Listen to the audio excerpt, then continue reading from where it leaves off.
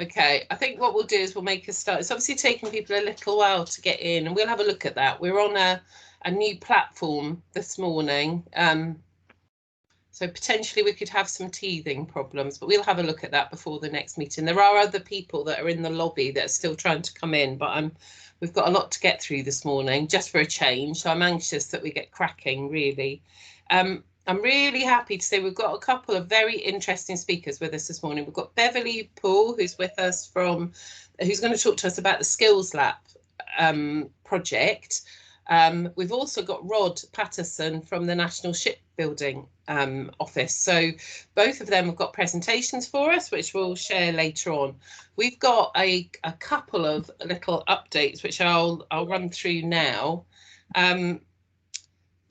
I think I mentioned a couple of meetings ago that something that I do for my work with Maritime UK is to manage the Maritime Masters programme, which is a way of linking Masters students who are doing marine and maritime qualifications with industry to help them in sourcing research topics for their final projects.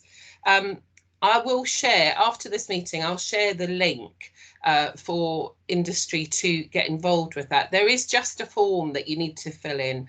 What we ask for you to do actually is to have contact with the students that choose your research topics, maybe once a month during the time of their research. It's a really good way of us making sure that these students are covering topics of research that are of real use to industry. It gives their projects more gravitas and gives them those employability opportunities really to work with employers. So I'm looking for subjects that cover the 5 priorities in the Maritime 2050 document. So I will send a link after this meeting, but if there's something you could do that your organisation could do, I think that would be very much appreciated. I would also say we've talked in this meeting before about the role of enterprise advisors. So enterprise advisors are employers in the area who are interested in getting actively involved with careers activity with schools and colleges. Unlike the industry ambassadors role, which I manage through my national work, this is about linking with a single school for a period of time, school or college. And obviously we're really keen that Maritime is well represented amongst that group of individuals who are supporting our careers leaders in schools and colleges locally. The role is as a critical friend to a certain extent. It's about working with the senior leadership team and the careers leader and helping them make sure that their careers programme is relevant and is reflecting local labour market information, and they're on the right lines. If that's something that you're interested in volunteering, we would ask you to make a commitment to work with a school for a minimum of an academic year, and you would probably be speaking to the careers leader once a month and helping with the development of that careers programme. But if as lots of you have said to me before, you're frustrated that young people coming out of schools and colleges locally don't know enough about the maritime sector, this is an opportunity for you to get involved. So we'll share the link to that. There will be a bit of a campaign on social media starting over the next few weeks. And if anyone wants to talk to me about that outside of this meeting, happy to have that conversation. And then my last update for now, and then we'll get started with our speakers. I've talked to you before, a long time ago, about the work that the Careers Colleges Trust are doing nationally to bring in a new full-time pathway into FE colleges that looks at logistics and the international supply chain. And Eastleigh College is the college locally that has taken up the mantle to pilot that qualification. Now they are they're hoping to run this course for the first time. It'll be a level 3 full-time course, to run it for the first time starting in September this year. And in an effort to drum up some interest in that, they're hoping to run an information event for their feeder secondary schools in National Careers Week, which is week commencing the 7th of March. and they're looking for local employers to support that event as speakers. So if that's something that you think you could support, again, if you want to get in touch with me after the meeting, you know how to contact me. I'd be really happy to talk to you about that. I don't have a date for that yet. All I can tell you is it's week commences the 7th of March. But obviously, in order to get young people onto that programme, the feeder schools need to know about it. So this is a nice bit of collaborative working with the college and their feeder schools.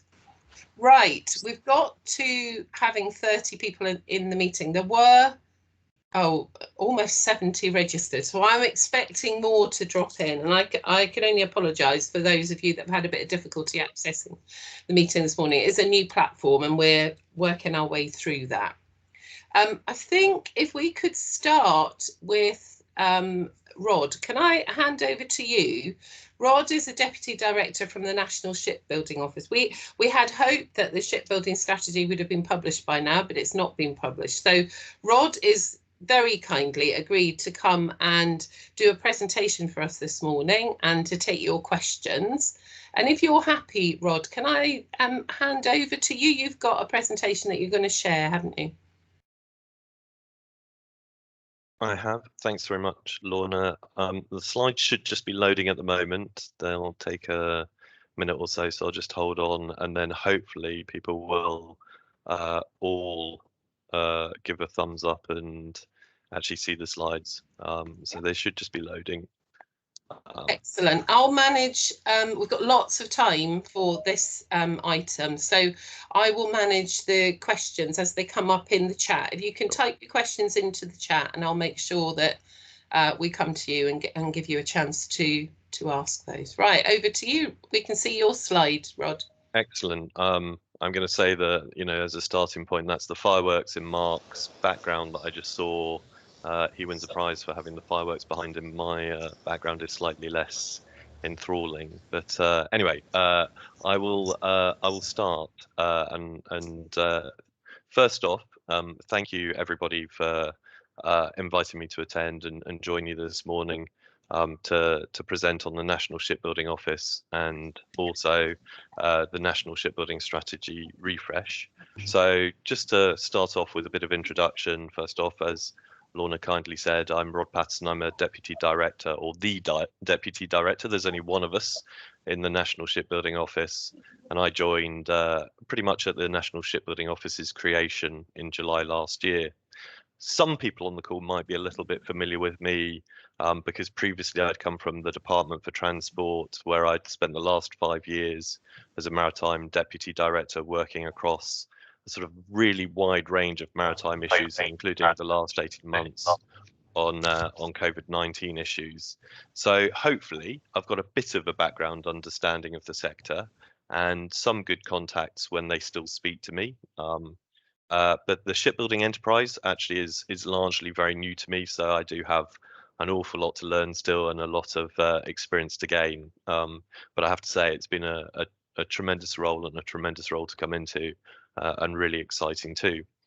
So in this slot, I'm going to talk a bit about the NSO, give you a bit more background about who we are and our purpose. And then I'm going to do an update on the refresh as well. Lorna's already cunningly shared my spoiler alert, which is sadly the refresh hasn't quite been published just yet. What I can say is we're really hopeful that it will be published in the coming weeks. That's one of civil servants' brilliant euphemisms. How long is the coming weeks? I think I can say with a reasonable high degree of confidence that we really do think it will be in the next few weeks. So we're on a good trajectory towards publication.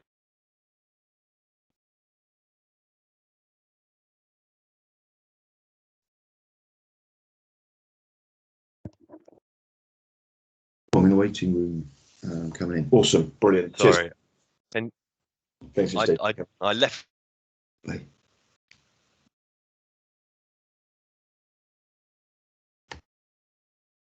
Hi, Can Rod. you? I can hear you again now. Sorry, yeah, it froze. Sorry about that. Briefly. Yeah, so one of the slight hazards with Teams, it may be worth people putting themselves camera off apart from me, if that's okay, because one of the hazards of Teams is quite regularly being kicked out. So as much as I'd like it. I've currently got a bad network quality message. So let me carry on. Lorna, shout again if I drop out. So as I was saying, the refresh hasn't been published just yet, but we're very hopeful in the next few weeks. And as Lorna said, I'll take questions at the end because I won't attempt to manage both the chat and any questions and my slides. So I'll take any questions that people have at the end. So let me move on.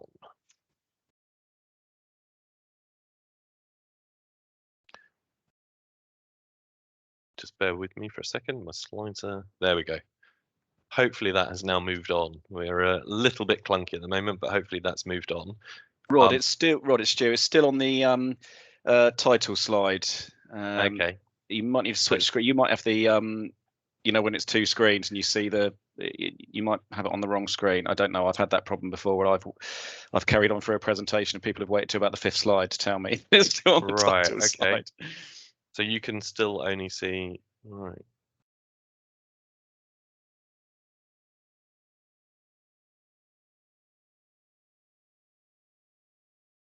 No, that's just.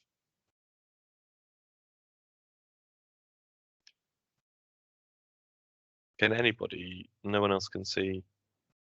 I've right, got the slide saying context UK shipbuilding sector. So it sounds like quite. It's slow to move on, Stu. Okay. It sounds like most people have got the context slide. All right. Is that right? Carry on, Rod. Don't worry about me. I'll as long as most people have got it, that's the important thing. Rod, just on that, is it okay to share the slides? Do you think after? If it's not, that's absolutely fine. Yeah, I was going to give a quick. I think as I go, I'll try and do a mental note of double checking. I haven't said anything awful on any of the slides, Stu, but I think it should be fine. We'll take your lead on that. I'm going to carry on. It sounds like it's this is again a little bit of I have to say, unfortunately for everybody else, Teams is the best thing for government because Zoom is not very well liked in government because of security reasons. So we do tend to use Teams, but it can be a little bit clunky. So it sounds like a couple of people are having trouble seeing the context slide. The only other suggestion I would have, which is really awkward, is if people aren't seeing it, you can leave the call and rejoin, but given people are struggling a bit with access, I'm not sure I'd recommend that. I think I'm going to carry on because I think enough people can see the context slide, but I will try and also talk about it and give people a bit more background to what the slide says. So this slide is yeah, Robin, I am moving forward. I have moved forward on my screen. I've moved it right, so it should be appearing. I think we can all do it, Rod. I think we can all see if you underneath it says I've managed to move forward on the arrow to the second one. So I think probably we can do it ourselves. But I'm afraid we're back to you having to say next slide, but that's for us to move it forward, I think. No, so I can still do it. I can stop you from moving the slides. Can you see? Are you seeing the full? Are you seeing all the slides or just the one? It's gone back to the first one. It's gone back to the first one. Yeah. Oh gosh. Oh, I'm still on the second one. Yeah, I'm lucky. This isn't great, is it? It's fine. So yeah, you can apparently move. There is arrows underneath saying slides 1 to 14. You can move on yourself. So it does keep going back to the title slide though for me, but that may well be. I don't know. Rod, you go through them. As long as you can see them, we'll do our best to keep up. And if we're able to share the slides afterwards, we'll do that. And we've got a bit of work to do to resolve some of the teething problems we've had today, and we can only apologise for that. But Rod, yeah, I'd be really grateful for your attendance. You crack on. I'm gonna. I think in the interest of time and poor Beverly following me, I'm gonna try and. I was gonna just try and take control of the whole thing, but I'll allow everybody to move through the slides. Something's not quite right here, and I should say I've done quite a few presentations on Teams, so this doesn't normally happen. But let me try and talk through what's on the slides, share them afterwards, and we'll see where we get on. So on this slide, the next slide that I was going to talk to you about is the context for UK shipbuilding, and it will be context that's very familiar to everybody. So the context slide here describes the economic value of the UK shipbuilding sector. So, you know, contributing 2.4 billion in value added to the UK economy. This slide also sets out the high number of SMEs and the wider supply chain around shipbuilding. So over 1,665 registered businesses, and also just outlines that the UK is a net exporter of ships. So in trade terms, we export 2.2 billion of ships. The right-hand side of this slide just shows the full breadth and range of shipbuilding across the entirety of the UK, and also that shipbuilding isn't just about building ships. The slide shows a sort of large variety of other parts of the shipbuilding enterprise as a whole. So the purpose of this slide and the context of this slide is to say that the NSO has shipbuilding in its title, and people actually, tend to look at that and think that means we're only interested in shipbuilding. But there's really a wide range of industries, activities, and people that this encapsulates. I think it was really helpful that we've included SMEs on this slide as well, or important. A sort of personal reflection, having been around government for 20 odd years, is a recognition that I think we're not very good always at engaging properly with SMEs and understanding the huge contribution that they make to successful business in the UK, to UK government as well. So actually on my list of things that I would be very keen to do better over my time in the NSO is that engagement with SMEs as well. I think the other point from this slide is just that it really tries to demonstrate, or I think it demonstrates, that full breadth and why shipbuilding is such a priority for government as well.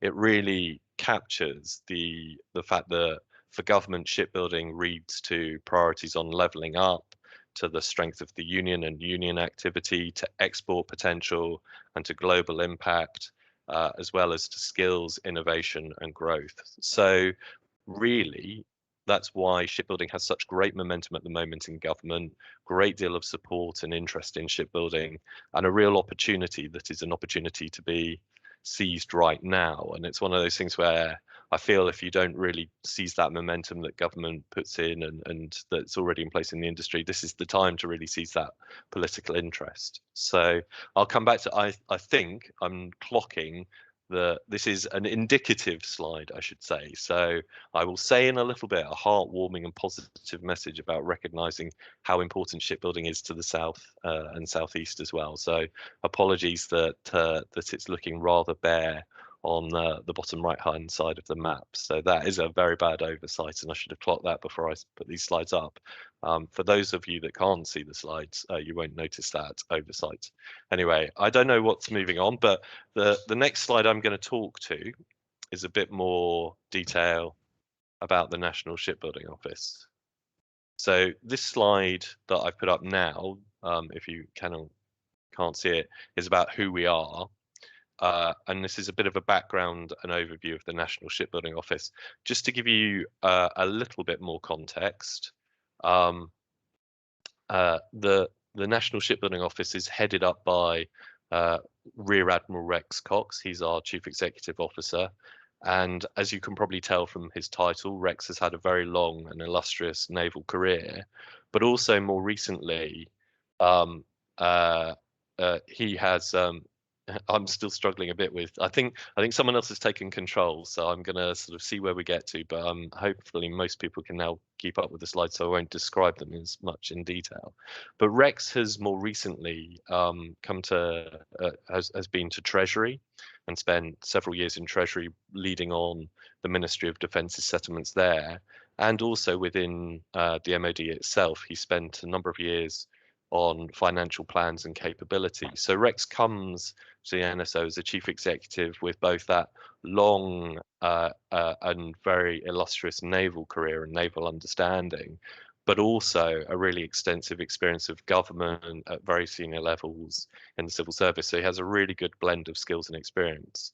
We are a pretty small organisation. We've got an ambition to grow to about 30 posts, and that will include a small number of industry secondees that we're planning for in the near future to start looking at how we get industry secondees into the organisation. We are hosted in the MOD, but if I give you one absolutely critical takeaway from this morning, is that we really are a pan-government organisation. We are not an MOD organisation. We're working right across the full breadth of government. Why was the NSO set up? I think just to sort of say, I think really the main point and the main driver was recognition that a lot of departments in government have shipbuilding interests and activity, but I think there was real recognition that it lacked coherence, and the NSO is there to cohere, to drive, to lead across government, and to work hopefully collaboratively across the shipbuilding enterprise as well.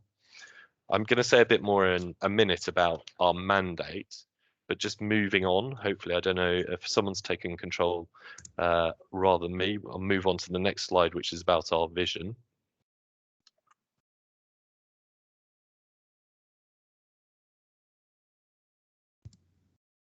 Interestingly, I'm now stuck on who we are.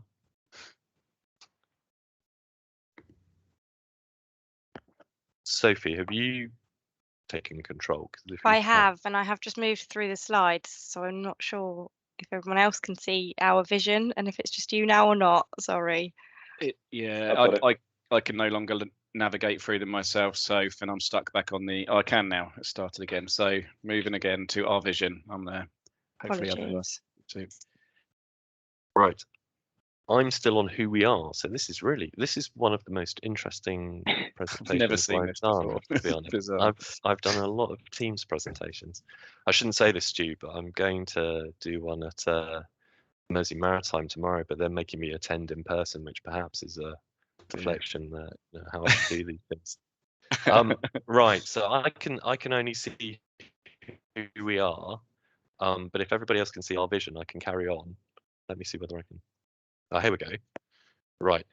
I'm going to carry on. I think, sorry everybody about how clunky this has felt. Beverly, good luck with yours. I suspect yours will be seamless after this. So on this slide, setting out the vision for UK shipbuilding, it is a shared vision. It's a vision that was created and takes its origins from a shared piece of government and industry work. So hopefully it is a vision that everybody across the shipbuilding enterprise will buy into. On this slide, I mainly highlight the different vessel types that have been identified where the UK can, and in many cases already does, lead the way. And this is where I wanted to really emphasize that I'm genuinely very aware of the strength and global leading nature of many of the companies in the south of the country, including commercial leisure sector companies in particular. And I do know, we've got a lot to learn and can learn from the experience, the skills and the capability of those companies as well. So apologies again about the geographic slide, but it is something I'm very alive to, particularly from former roles and time I've spent, particularly I have to say at the sort of Southampton Boat Show, but around the whole of the shipbuilding sector and with British Marine and other organisations as well. So also just to clarify here, because we're asked about it lots, the NSO is really very engaged in the development of the national flagship proposal, and it is probably one of our vanguard shipbuilding projects, but we're not in the lead for the flagship per se. There is a flagship task force and there is a separate SRO for the flagship as well. I think the key point from this vision is to recognise that we're not suggesting, as the National Shipbuilding Office, that the UK is going to compete for all business with the likes of South Korea or China. If you disagree with that view, shout. It's not supposed to be a defeatist view, but if people want to give different opinions, very interested. But I think what we really want to set out in the vision here, and what's been worked through with the industry as well, is that there are significant opportunities for the UK, areas where we can compete and where we can grow or establish even greater market share. And the other critical point from this slide, again, just to re-emphasize, is that we're not just talking about warships. And I think that is a hazard of both the fact of the sort of NSO, what preceded the NSO's creation and the previous national shipbuilding strategy, and also, of course, the fact that we are hosted in the MOD. But again, second key takeaway is we're really not just about warships and about the Navy. So going to attempt to move on to the next slide.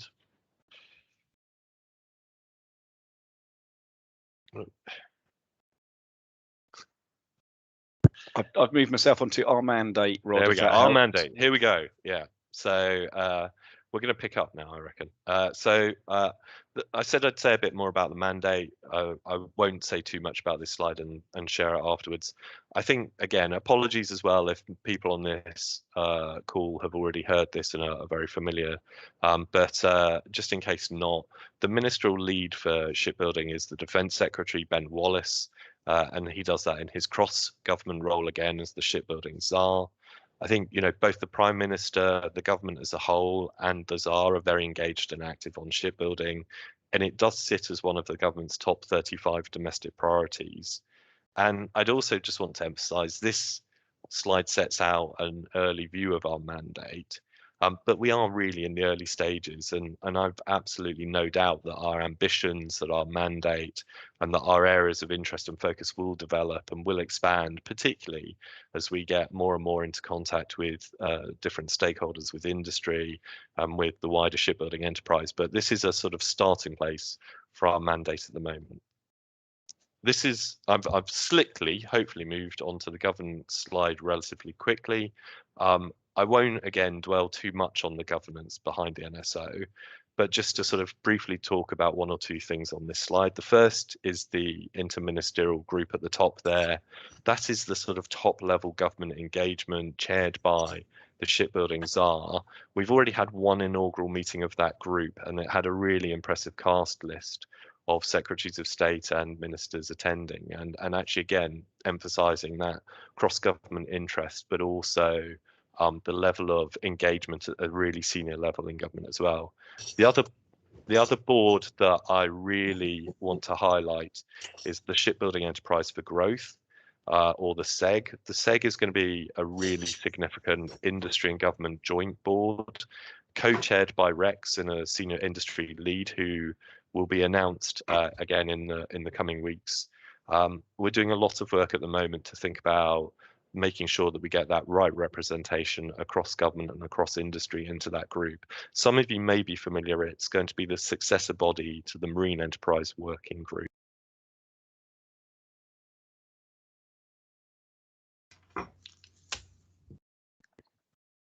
Someone cunningly muted me then, but hopefully I am unmuted now. You're back. Yeah. So the SEG's going to be a really critical joint industry and government body, proactively identifying opportunities where collaborative working can have a really positive effect for the enterprise as a whole. And really critical is the SEG will be an action-focused body and focused on delivery as well. And as you can sort of just about make out on this slide, it's going to have task and finish groups that I think are really going to drive the work forward. And through that SEG, we hope will really clearly articulate the industry and government priorities and future ambitions as well. As I said, I won't say too much more about governance because it's a bit of a favourite topic of civil servants, but I'll probably bore you all to tears. The only other thing to say on this slide is you'll see a couple of references to task force and groups that haven't been formally announced yet. So please do treat this in a bit of confidence. I think it's fine to share this slide in the pack, but act surprised if you haven't heard of these groups already, and when they're announced, obviously we'll say more about them and their ambitions. Right, moving on, and conscious I've probably taken way too much time because of the slide challenges. I'm going to talk a bit about the refresh and where we are on the refresh more generally. So this slide again just sets a bit of context for the refresh. Key point to take away. So first off, the origins, the more recent origins is the 2017 National Shipbuilding Strategy, which really set that first vision for shipbuilding. But I think, you know, focused very heavily on naval shipbuilding. So in 2020, the Prime Minister commissioned the updated refresh of the National Shipbuilding Strategy, which, you know, I hope everyone on this call, when they see it and see the detail, will recognise it's much more holistic in terms of its coverage beyond the naval sector, and also in the way it addresses the most important enablers of success. So those enablers are the organisation around shipbuilding, and that's principally the creation of the NSO and supporting structures as well, demand signal and policy, skills, productivity, technology, exports and finance. And inevitably, you know, the strategy is going to be the first step by government in moving on and further transforming the enterprise. And it's a bit cliche to say it, but it's certainly not going to be the end of the journey. Government does tend to be pretty good, if I was really honest, at producing strategies. I think that's sometimes the easier bit, and the hard bit is going to be taking that sort of ambition behind the strategy and working collectively to drive it forward and deliver that transformative change for the UK shipbuilding sector that the vision sets out. So rattling through the different elements of the shipbuilding strategy that will come out, the first key point is to highlight that the strategy will include a 30-year cross-government pipeline of ships, and it really is, I think, hopefully will be received as a very extensive pipeline of new vessels covering the UK government and devolved administration order book. So that ranges again from everything including larger warships, but also to things like research vessels, to auxiliaries, to tugs, to border force cutters. So quite a sort of a very extensive pipeline, and recognizing a sort of truly significant investment from government.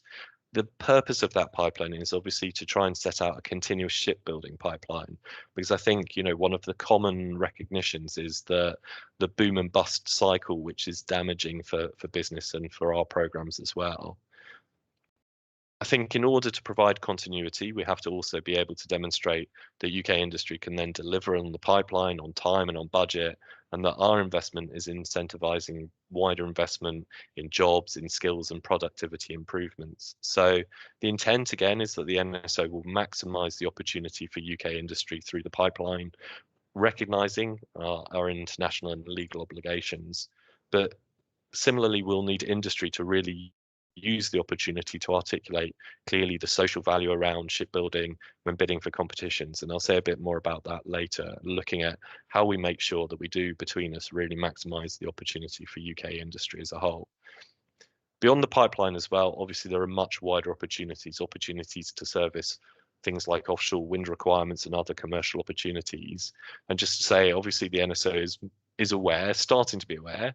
Actually, it's been a really interesting thing about our creation, about people starting to approach us, companies approaching us and talk about much wider opportunities that exist. And again, we need to step up and look at how we can support industry to further succeed in those spaces as well.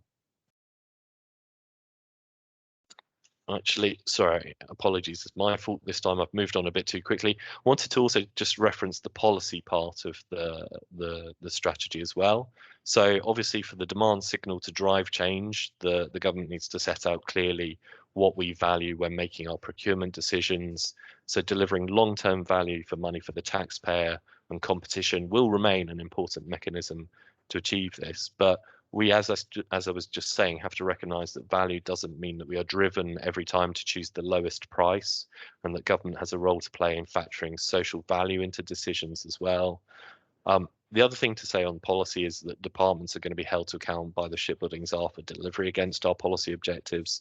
And the Czar has been really clear how important the social value element is to the UK industry. I recognise it's not a sort of golden panacea, but something we're really interested in. So the refresh will set out policy objectives that should underpin our shipbuilding programmes, delivering the capability on budget, on time, with future-proof design, and also considering the importance of protecting the UK's assured capabilities where we can and where applicable. And the other bit about it is delivering the NSBS's vision, how a procurement supports you to invest in productivity and facilities, how it creates jobs and skills, how it supports the UK supply chain, and how green or how much it pushed technology, and how exportable it is. So for each of the segments, the NSO is going to work really closely with industry to develop our strategies, considering if government spending volume is sufficient to keep that competition and to sustain it, or where a collaborative approach would be more appropriate as well. So hopefully that's a really high level overview of the policy, but happy, of course, to speak more about it as the strategy comes out. As I said, next, I'm just going to move on to talking briefly about exports and finance. Obviously, on exports, the UK shipbuilding enterprise requires a strong export pipeline to ensure long-term sustainability, and the government is committed to ensuring that the UK industry secures its own increased global share of the maritime export market. To support this, the Department for International Trade is going to launch a new export arm of the NSO. I have to be honest, I think it's probably a well-known organisation already, and it's probably been put out there. But right now, it's not been formally announced, the new export arm of DIT. So I'm trying to be a bit more coy about it, but to be announced as part of the refresh. And working with industry and across government, that new part of the DIT will take a portfolio view of opportunities and campaigns to ensure the systematic coordination of export development and delivery activity. The other bit on this slide is about finance. Essential element of obviously an essential element of a competitive UK shipbuilding enterprise is access to finance for underwriting and contracts.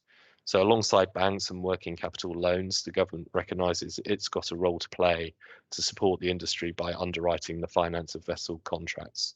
So I think, again, there may well be awareness from many people on this call that BEIS are currently the lead department or are the lead department for exploring the potential reintroduction of a home shipbuilding credit guarantee scheme, which the intent behind it would seek to at least move some way to levelling the playing field against overseas competitors who already have that access to government finance that we hear very clearly about. And then just referencing UK export finance, its mission to ensure that no viable UK export fails for lack of finance or insurance from the private sector while operating at no net cost to the taxpayer. So the NSO is going to work really closely with industry through that SEG forum particularly to ensure that the UKEF products do meet the enterprise's needs. And we've already also established good links into the UKEF as well. So hopefully we can keep on forging that sort of collaboration, recognising how important the role of UKEF is. Bit about technology. So the UK Innovation Strategy was published in 2021 and sets out the government's vision of making the UK a global hub for innovation by 2035. And the government's taking forward an ambitious programme of work to achieve our aim of becoming a global science superpower and meeting the target of total UK investment of R&D reaching 2.4% of GDP by 2027. So government provides significant opportunities for R&D and innovation support through UKRI. I think I spotted that there may be someone joining from UKRI today who obviously will be much better able to talk to this than me, but innovation support through UKRI, Innovate UK and devolved administration funds. So the strategy will set out and explain the different opportunities. And again, if there are systemic blockers accessing the support, we'd be really keen to hear about it at the NSO and look at how we can work with those organisations and what more we can do to support R&D development. On green technology, obviously maritime technology is a huge opportunity for the UK shipbuilding sector and potentially one where the UK can again hopefully grow and establish an even greater footing at the front of a growing global market. And the recent net zero strategy and budget confirmed that the Department for Transport will run a multi-year follow-on to the already announced Clean Maritime Demonstration Competition. Apologies for the acronym, but the CMDC. And that's also going to be additionally built on with the establishment of the UK Shipping Office for Reducing Emissions, or UK SHORE. That's going to be a dedicated unit within the Department for Transport focused on decarbonisation of the maritime sector.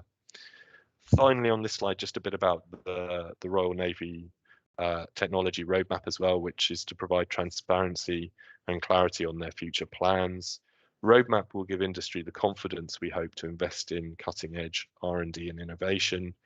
It's not intended to be a complete roadmap, as the Royal Navy is open to developing requirements in line with emergent technologies, but rather illustrates the breadth and the range of the Royal Navy's future requirements. Next slide, and you'll be pleased to hear is the last slide, is just a bit about productivity and skills. So increasing the productivity is of the sector is not simply a matter of government setting out that pipeline and buying more vessels or adopting protectionist policies.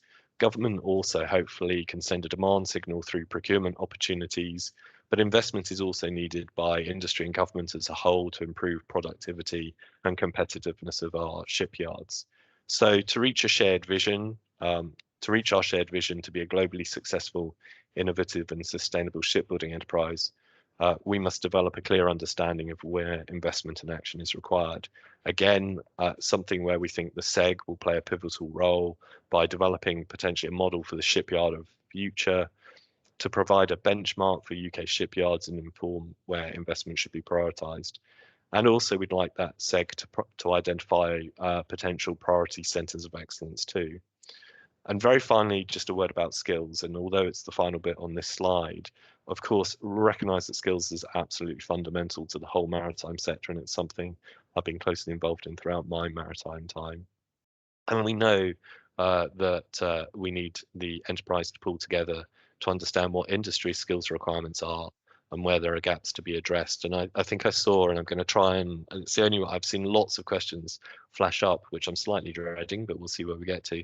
I saw someone flash up about the National Skills Academy for Maritime, and I know that's not currently being progressed, and I can't answer the question of some of the history behind it. But what I can say is both look out for the skill strategy. Again, I can't say too much more today, but it will still set out a plan for taking forward the work that may not be through that National Skills Academy, but we'll still set out a plan, and we're working very closely with DFE in particular on taking those plans forward and establishing a focus of effort on shipbuilding skills more generally.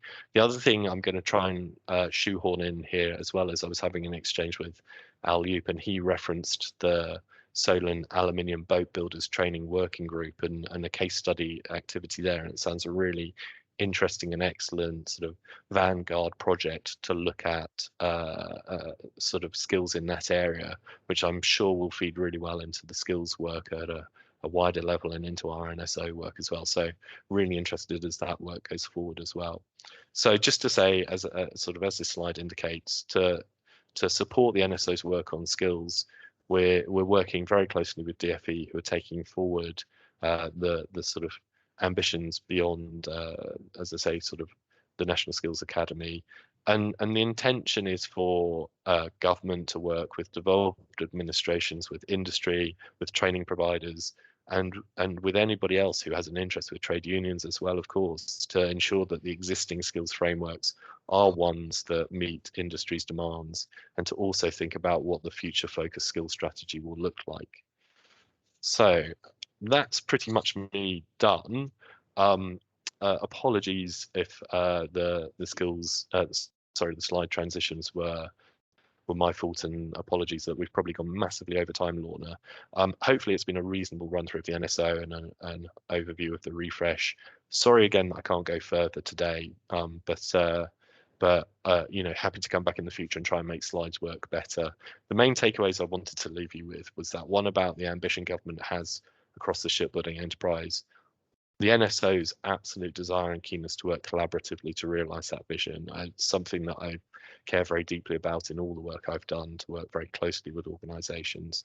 And of course, to recognise that there are significant challenges, and I've probably put some things out there that not have horrified people, but sound a bit naive. They're not meant to sound naive. We know that some of this stuff is a long-term challenge that we will work together to hopefully improve or to resolve, and that I really look forward to working with you and with all the organisations on this call. And that's me done. I'm going to try and stop presenting, or Sophie, if you want to stop the slide presenting, and happy to take any questions if we have got time, Lorna. We have got time. We've got until 10 o'clock on this subject, actually, and then we'll hand over to Beverly. If I think you've answered some of these questions as we've gone through, but just in the interest of fairness, I'm just going to check. There was a question quite near the beginning about that map and the fact that there's nothing on there of the Solent. I assume you know that we're here and what people are doing, or do you need people to get in touch with you to make sure that their organisations are on that register?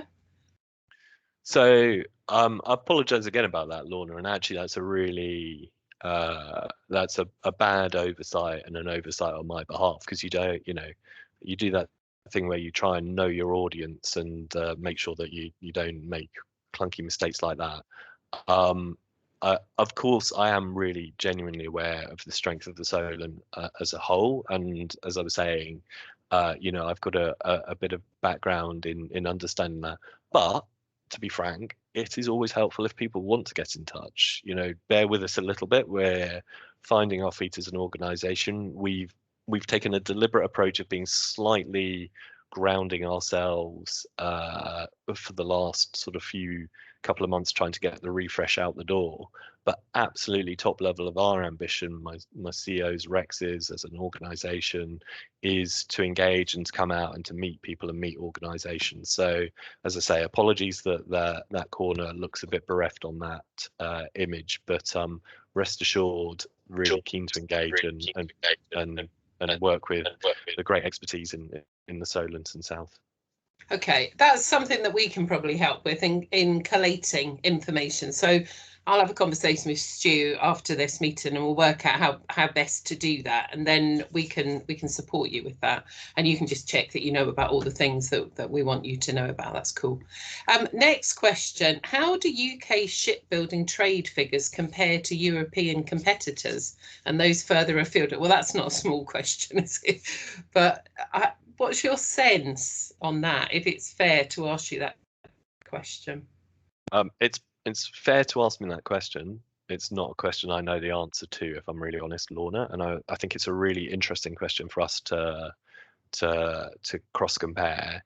I think we do know, and this is a sort of non-quantitative answer, a real recognition of where European and international competitors do have real strength and sort of overall size of the market and market share. So I think we also know that we've got a lot to look at and learn, and hopefully steal the good bits of what some of our competitor countries do, and also recognise, again, as I was saying in the presentation, that there are areas where we can definitely compete and grow and expand, but also recognise where potentially other countries already have the skills or the market share that we're not necessarily going to compete in.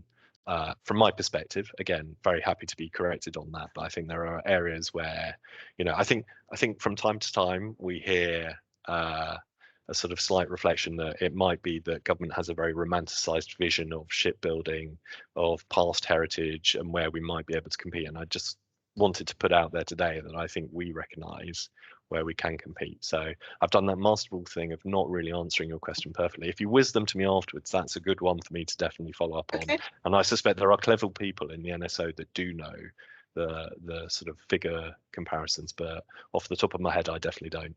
No problem. Okay, just running down through the questions. You've answered the one about the National Skills Academy, I think, already.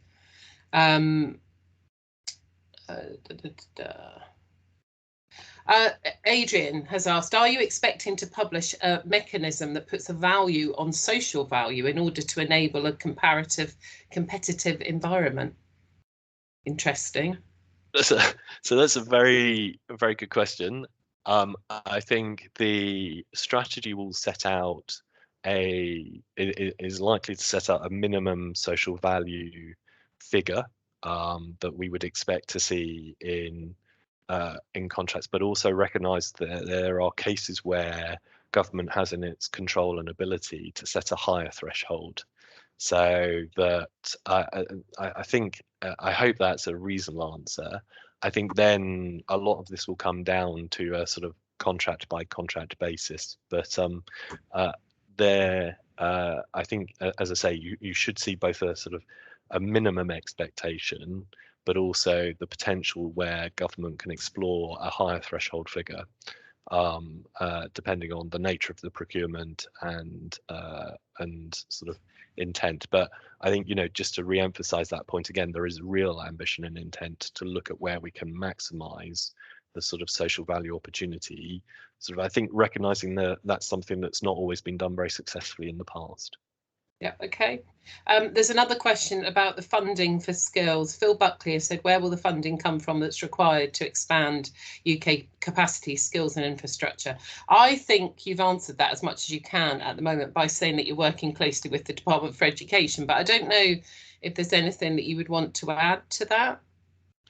I think it's a really good question again, and it is a question that comes up, of course, routinely, and is a frustration that we put things out there, government as a whole, and it's about whether or not there is financial backing. And I'm afraid I'm going to give the sort of slightly depressing answer that within, the skills piece and thinking about DFE as a whole, there is an awful lot of existing budget that can be accessed, whether that's through, you know, existing apprenticeship funding or existing opportunities. So I'm not sure that I can say with hand on heart that there's a lot of new money in the skills area.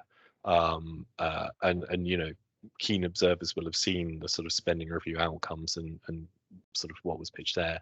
But I think there is an awful lot of opportunity that we can seize upon through existing skills funding mechanisms. We just have to make sure that the NSO, working with DFE, working with industry, does everything we can to maximise those opportunities. So I suspect that's a slightly depressing answer, but that's the best answer I'd probably give. Okay, thank you. Another interesting question. This is from Mike Ward. Does the strategy consider infrastructure and access to or protection of waterfront employment land, which is a recognised challenge across the Solent and further afield? I think the short answer is no. I think that's, you know, I think infrastructure as a whole, there's of course an awareness of the importance of infrastructure. One of the things the NSO is looking to do very early on in its tenure or post refresh is to progress a piece of work looking at the capacity and capability of the sector as a whole. And by capacity, that's recognizing that we've put a pipeline out there, but we also need to understand the capacity of the sector to respond to that.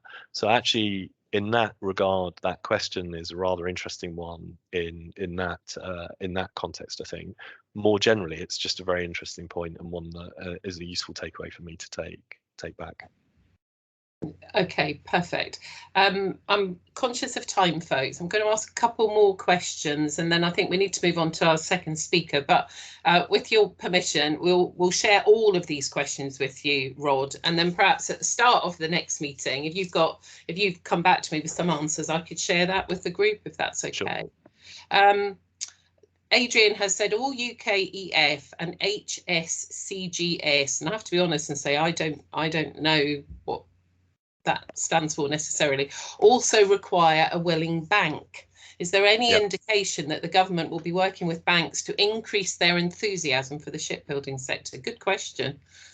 Yeah, and the short answer is yes. So you know, look out for post strategy, the next steps on the Home Shipbuilding Credit Guarantee Scheme. So HSCGS, because I think, you know, recognise the importance of engaging with the banks and bringing the banks in. I think, you know, again, I don't have the history or knowledge that many people have on this call, but I remember from my past roles talking about decisions that were made by the likes of Royal Bank of Scotland and sort of potential risk adversity. I know through COVID and COVID financial support schemes, some of the time the challenges there that many people in the sector faced getting banks to willingly loan what were COVID funds on the basis of suggesting that they wouldn't take the risk. So I know how long-standing and challenging some of the financial challenges are with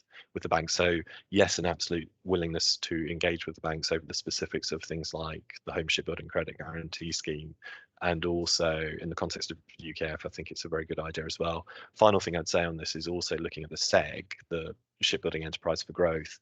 There's a clear need for us to make sure we have some financial expertise sitting in the SEG and hopefully providing that link back to banks as well. So yeah, the intent is definitely there.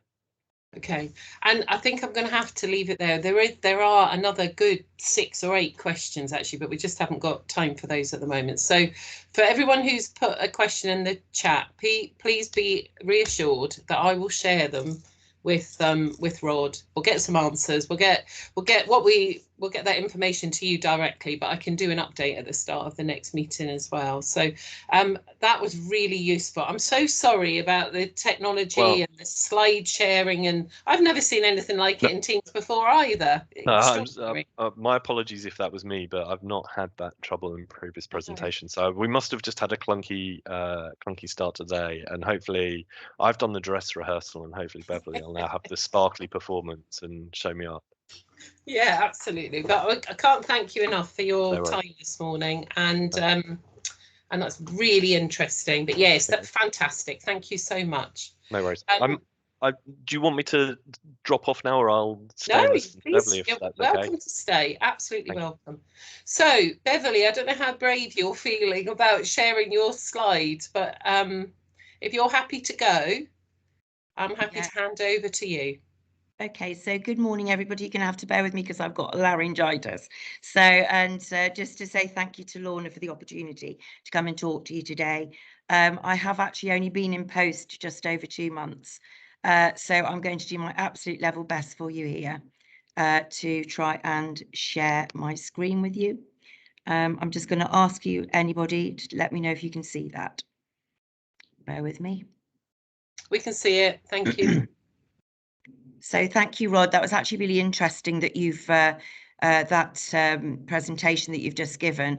And I hope to be able to answer some of those questions about skills actually in the development of that as part of the Skills Labs presentation. So thank you very much for inviting me again, Lorna. I just wanted to give you a little bit of an update really of my background. So I've been banging on for about 10 years about education and business and offering apprenticeships to companies, when in actual fact, I think all the way along in this, that business should have actually been informing education about its requirements. So that's what I see very much as my, okay, I've got a link come up that says can't display content. We couldn't share the presentation. So just bear with me again. I'm just going to try and just click on that again. I don't know what happened there.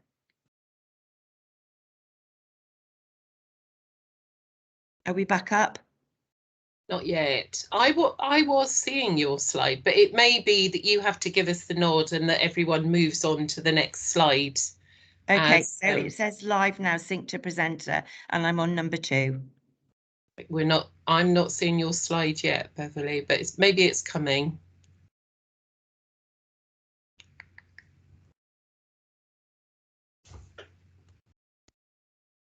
Not sure what else I can do. It's actually telling me it's there. No, I'm not seeing your slides, I'm afraid. I don't know if anybody else is. No, I'm not either. I'm just trying to see if I can change the settings, but I can't even take control at the moment. So I think it's actually from your end. I think it's you need to give me a presentation. it says that anyone can present. Okay, let me try again then. Right, it says my presentation is live. It's coming. Yeah, we've got it. Is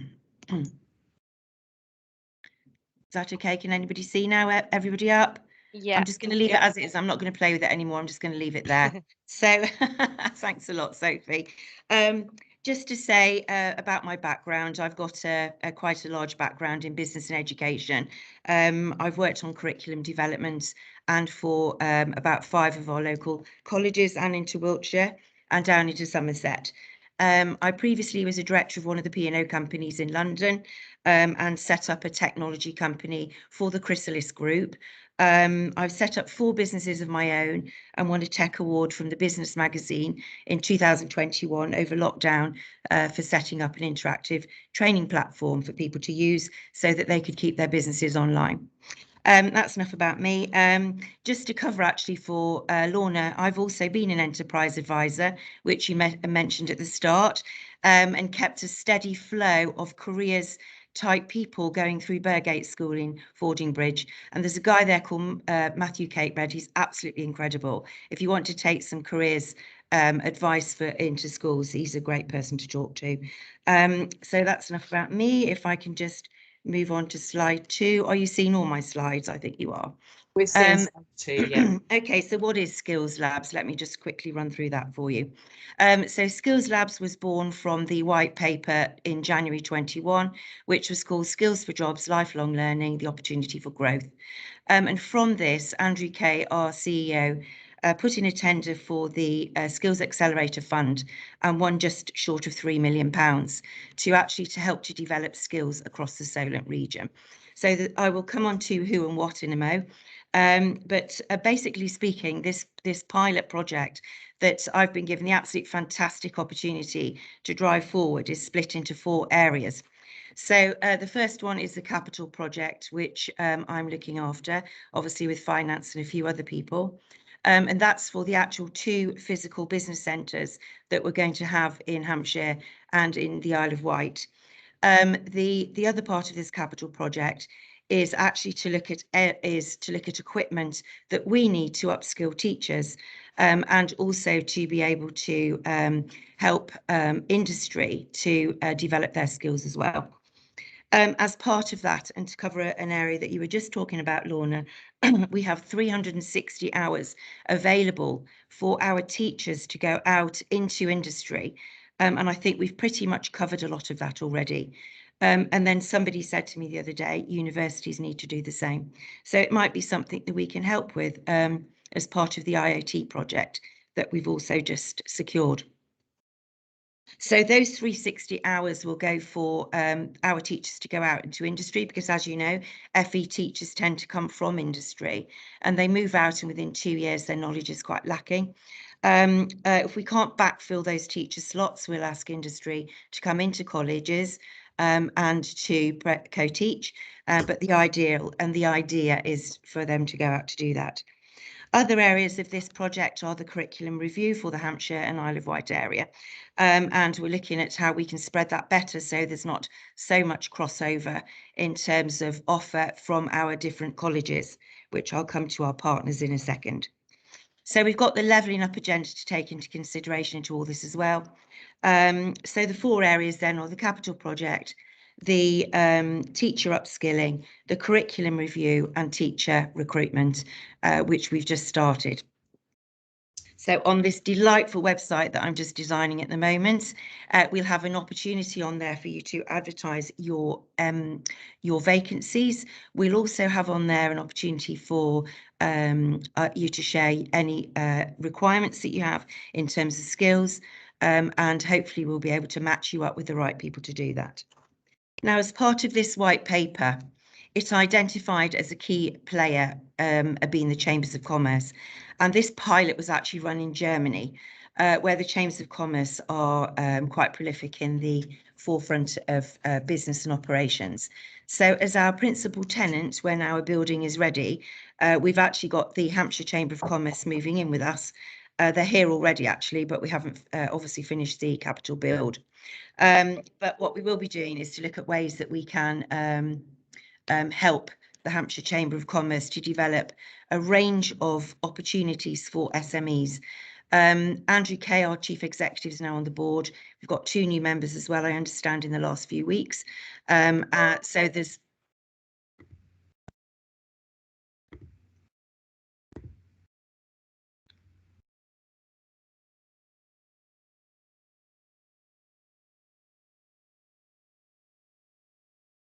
Beverly, I think you might have frozen. I'm not sure if you can still hear me or whether it's at my end, if anyone else is having the same problem.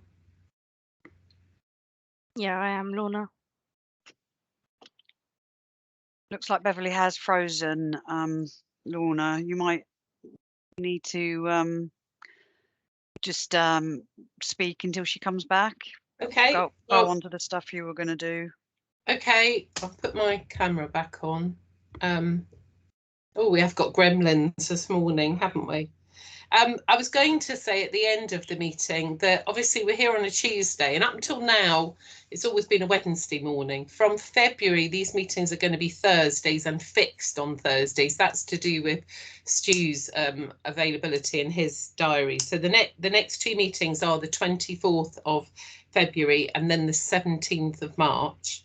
On the 24th of February, I'm hoping, if they're available, to bring a couple of the new Maritime UK Solent board members along to maybe give us top line vision for Maritime UK Solent now that it has been incorporated, and talk about what their ambitions are for it. So that's 24th of February and then the 17th of March. The other thing that I was going to talk to everyone about was the local skills report. Solent in the last few weeks, we've been working on a refresh of the skills report, which has to be submitted to the Department for Education. We were asked to do a refresh on it, I guess, post-COVID,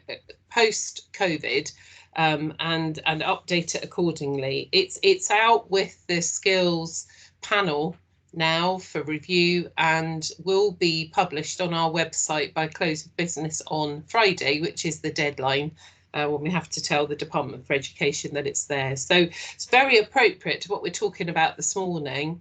It's not a spoiler to tell you, there's reference to recruitment challenges that local businesses are facing within that report. And I hope you find that interesting reading, but you'll find it on our website by close of business on Friday. Now, I haven't got anything else on my list, actually. I don't know if... Oh, Rod's got his hand up. Hi, Rod. Hi. So I'm being really cheeky, but just while we wait for Beverly to come back, and I promise you'll stop hearing from me soon, just to answer the other things very quickly, I've been scanning the chat. Yeah. So Neil Codgel, I think, asked about registering interest for the secondees. We've got a little bit to work through in terms of how we do the process, but Neil, you know, in the meantime, if you want to drop me a line about where the interest is and you know, or through Lorna, very happy to hear directly about any interest there. The points that were made about regulation for clean systems, I think Adrian went kindly rather answered the point I would make, which is I think, you know, the Maritime and Coast Guard Agency and DFT are perhaps in the lead there. But rest assured, again, the NSO is going to have a really close and does have a really close relationship with the DFT, not least because it's where I've come from, so they'd never let me go. But you know, I do think there is something there for the NSO to look at through UK Shore and through our work with the DFT, looking at regulation. And Phil Buckley made a point about predicting the future is notoriously difficult, quite right too, or else I'd be a lottery winner. But I think, you know, all I'd say there is that's why we need to do things like this and work with you all and work with other organisations to make sure we do our level best at predicting it as best we can. And I think those were the other questions, Lorna, and I will shut up because I see Beverly's back again. Fantastic. Thank you for that. That was a really good call. Yes, Beverly's joining us again. Are you there yet, Beverly? Yes, I'm here. I'm so sorry. We had I don't think I can switch my camera on. We've had a bit of a server crash, sorry. That's okay. Do you want to carry on with your camera off, and then we'll share your slides with all the attendees after the meeting? Right, just let me see if we can do that now. Right. Can you see me now? Oh, we can, yeah. Right, let's start again then. Look at this for Pro. There you go. Right, so I've got myself on 2 screens now, so hopefully you'll be able to see the PowerPoint. There. Yeah, but I'm sure it's on its way. Can you see it? Not yet, Beverly, but I'm sure it's coming. But I'm all the way up in Andover, you see. It's got further to come all the way up to me. Maybe people actually in the Solent can see it already. Honestly, we've been crashing for 2 days, so technology. It's so frustrating. Look how far we've come since March 2020 in running our meetings this way. I'm not seeing anything yet, Beverly. I don't know if anybody else is. No, I'm not either, Lorna. Sorry.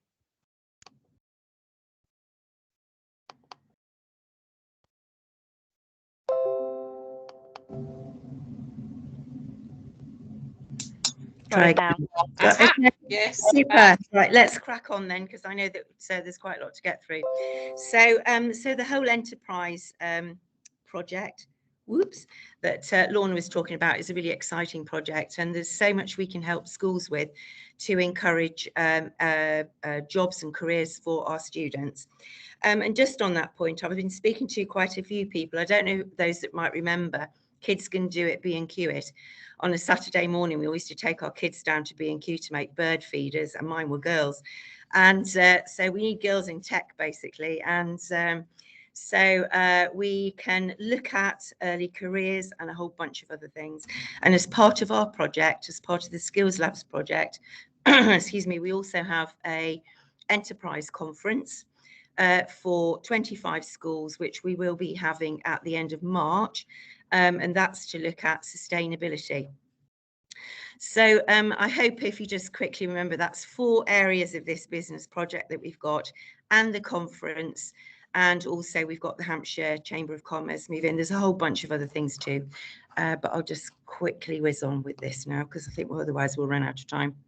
So the whole idea of Skills Labs, which I have branded up, we've got a marketing program in place, is to look at skills for jobs. And what does that actually mean? So it's about you, the employers, informing skills, training and education. And what this white paper does is it puts the employers at the heart of the system, like the NHS does with their patients on their 6 Cs. So the investment in skills training, I can actually just cover that, something that Rod just mentioned, is at the moment, I'm talking to a company that employed 42 people over lockdown. Quite a few of those have actually left because they had their recruitment processes, they said, weren't solid. And what they've actually been talking to me about is the skills training that they've got for the equipment that they've got isn't up to scratch. So it's, if you've got people in business that actually haven't got a level 3 qualification, and you want to upskill your workforce, it isn't just about young people, it's also about those adults and those people that you've got already involved. And a level 3 currently is free of charge for adults who want to upskill. So we've got a lot of information about funding and opportunities also for adults who may want to, do the whole testing and compliance and technical training. So as the bottom line says here, it's accessibility and flexibility that we're actually offering at Skills Labs, and creating training to meet the needs of the future workforce. So if you imagine that down at the Forley site, let's just say, the buildings and equipment that they're going to need now is something totally different in 3 years' time. And in that, what we would have to do is look at succession planning for careers, and also talent management for people that are coming in right from that point. So the idea of the exercise here is that we're looking to, with our values, innovate, sort of come up with new ideas, and to be able to support those opportunities. And the 3 areas that we're particularly concentrating on are marine technology, net zero, and digital futures.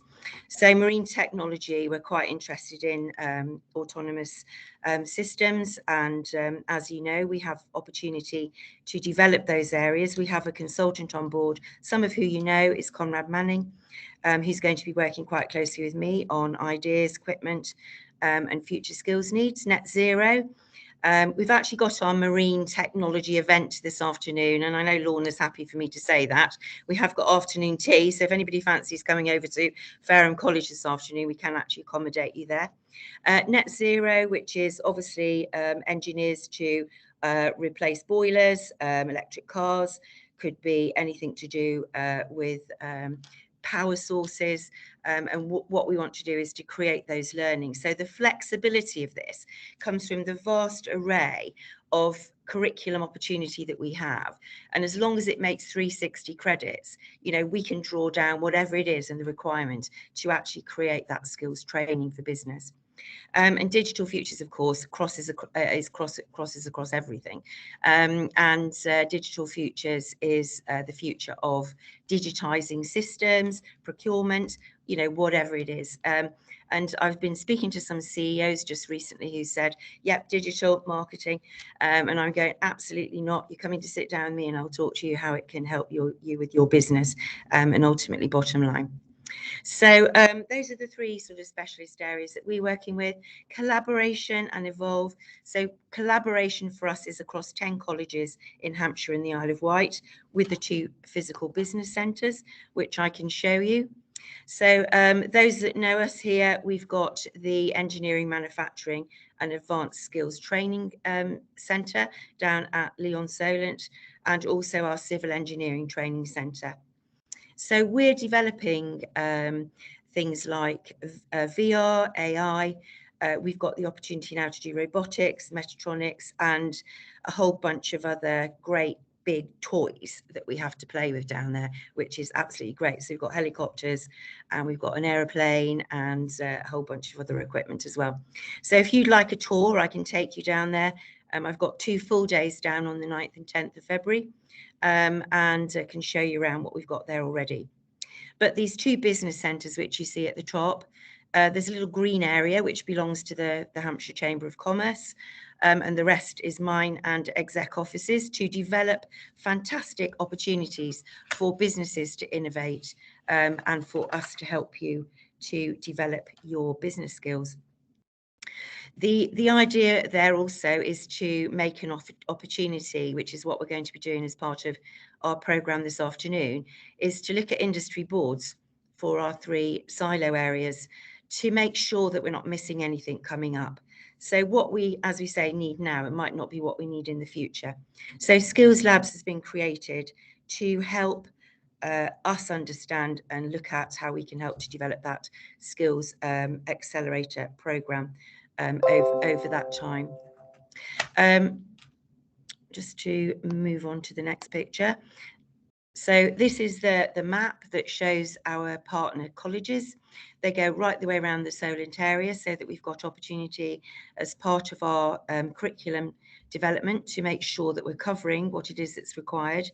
We're just putting together some marketing collateral which shows the skills, the programs that are available at the moment, and also looking at the development of new programs to enable us to support you and your businesses. So the Skills Lab project then was the development of that idea. There are 14 of these projects around the UK. They're all being run separately, funded obviously by the Department for Education, who we're working quite closely with. This initial project, which is why I'm going at a million rates of knots, is, do you see the pun there? Was to, it actually runs out at the end of March. So we've got quite a lot of work to do in the intervening 3 months that I've had to build this project. So we've got the 3 organised events, which is phase 2, which is where we are at the moment, which is today, this afternoon for Marine, the 27th, which is Thursday for Net Zero, and on the 1st of February for our Digital Futures event. What we'll be doing from there is to survey our visiting businesses. We have over 100 at the moment, which is fantastic. And then we'll be looking at the opportunity to go out and do some one-to-ones to gather that information together for us to be able to feed back to the Department for Education, and they're already telling us that they're going to extend the funding, which is incredible because of what we've actually achieved so far. So phase 4 of this is for the business centres and the business clinics that I'll be running with my team throughout the Solent area at each of our locations each month, and the opportunity for business to come and talk to us about their needs. So what's in it for you? So you can come along to talk to us this afternoon or the other events if you're available. And as I mentioned, we have our marine specialist. We also have a net zero specialist. We've got over 50 people coming to that event at the moment. And the afternoon tea for you this afternoon, if you come along, survey on the future skills, and also talent development and succession planning and upskilling. So my whole ethos of this is to put my IP, or what Andrew has brought in here, to help you to develop your businesses, not only in terms of skills, but also in terms of having a look at the requirements coming up in the future, which I think is quite a wide and a broad offer. So there is a link here which I can ask Lorna to share if you'd like to come to any of our events. Thank you, and happy to take any questions on the project as it is at the moment. And I know that's a quick whiz through, but look at that, 3 minutes to spare. Awesome. Thank you, Beverly. And thank you for your persistence. My goodness, Okay. I think we've all been a little bit tested with the technology this morning, but if you've got laryngitis as well, that takes it to a whole new level. So yeah, really I've been assigned to the corner of the office at the moment, and I've tested every day, so I know it's not COVID. Yeah, it's just like some horrendous thing I've just picked up. Probably shaking hands again, eh? Well, that's what we all do, isn't it? We all get whatever bug it is we get, and we kind of assume, oh crikey, it could be COVID, and we're completely forgetting all the years that we've lived, and we've had colds and flus and bronchitis and all the rest of it. Anyway, I'm not seeing any specific questions in the chat. Oh yes, I am. Sorry, they're coming through now. New messages. That one's for Rod. Sorry, let me just have a look. I can say, I mean, it's a new concept, you know, and I know that there's a lot of people offering training and education. You know, we've got lots of partners as well. We're working with the councils, both ends, Southampton and also Portsmouth. And things will change as we move along. It's very early days yet. There is one there actually. Yeah, Joe's asking a question. So I think we're actually seeing you later, Joe, aren't we? But how will the Skills Lab link with the IoT? So they're the fourth corner really for us. So technology very much in that square of marine, net zero and digital. And because it's very new at the moment, and we will be building an extra section down at the Lyon Solent airfield for IoT. We're also building a house of the future here at college in the old gym. So that people can actually have a look at how technology will actually work in future house building. So it's quite an exciting opportunity for us to be able to pull that together. So technology and engineering is just, as I say, Joe, the fourth corner. And if I was just going to say again, so there is an in-person, a face-to-face event looking at marine this afternoon, 3 till 5 o'clock. If you're able to do that, sorry, that's my laptop ringing. If you're able to make that, I'm sure you'd get some more. Obviously, it's a 2-hour meeting rather than 20 minutes, which Beverly, I'm very grateful for you whizzing through like that. But if anyone's interested in that, is it possible for you to put the Eventbrite registration link into the chat so that people could open it? Yeah, that would be helpful. Any other questions from anybody for Beverly? I think this afternoon there will be so much more from Andrew and Conrad, and what I wanted to do is just to give everybody just a quick whiz over of Skills Labs and why we exist, you know, for people to be able then to come along and have a listen to themselves. I'm just fiddling around here trying to find that link for you. Okay, and I don't doubt that you'll be coming back to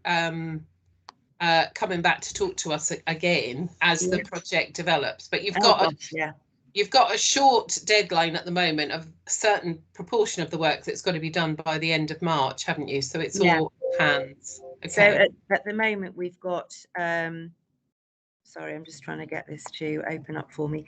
At the moment, we've got 250 companies that we have to engage with, and the Department for Education have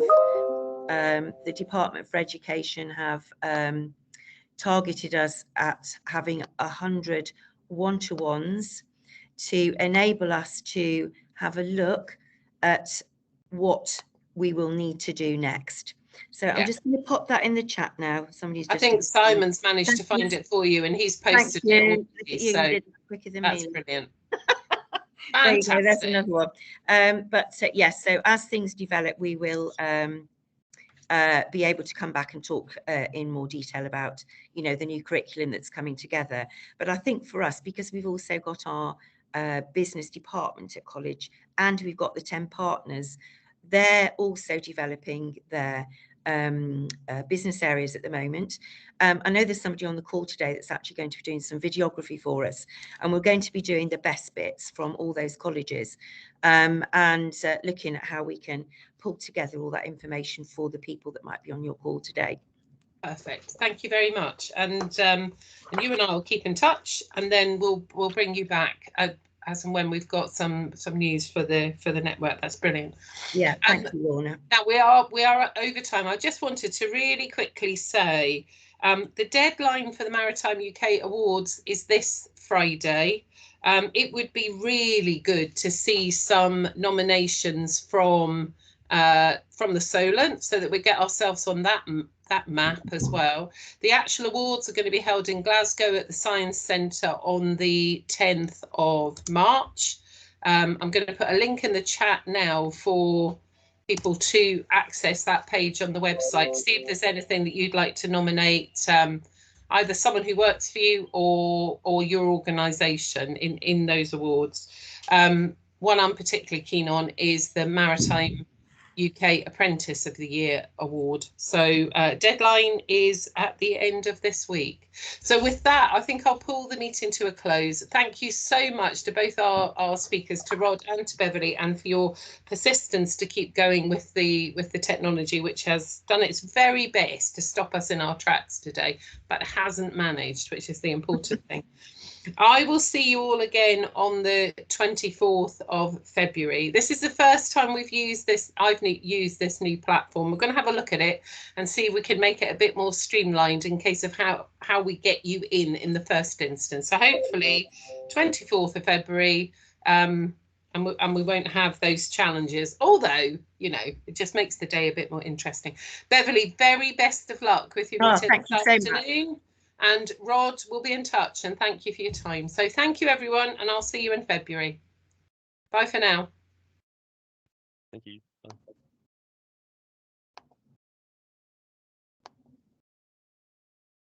Thanks, Lorna. You're welcome.